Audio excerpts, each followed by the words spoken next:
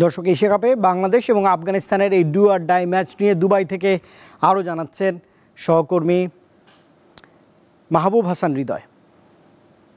অবশ্যই বাংলাদেশকে জিততে হবে, জিততে পারলে বাংলাদেশ সুপার ফোরে যেতে পারবে।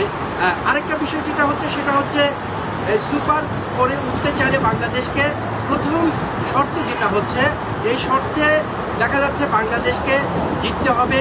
আর বাংলাদেশ এবং আফগানিস্তানের সম্প্রতি যে খেলাগুলো হয়ে গিয়েছে সেখান থেকে আমরা জানতে পারি বাংলাদেশ তেমনটা আশা অনুরূপ রেজাল্ট দেখা যাচ্ছে না।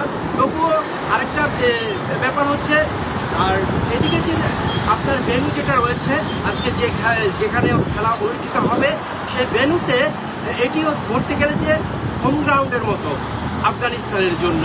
ওয়ালটন এখন দেশের সীমানা পেরিয়ে পৌঁছে গিয়েছে 50টিরও বেশি দেশে। ওয়ালটন, ঘরে ঘরে বিশ্বজুড়ে।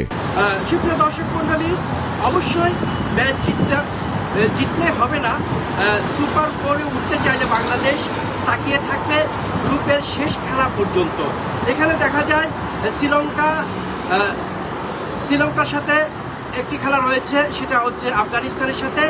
সেই খেলায় এই পর্যন্ত শ্রীলঙ্কা দুটি খেলায় জিতেছে, যার পয়েন্ট হয়েছে 2-2-4। আর আফগানিস্তান থেকে যদি আজকে সেই খেলায় জিততে পারে তাহলে আফগানিস্তানের পয়েন্ট হবে 6।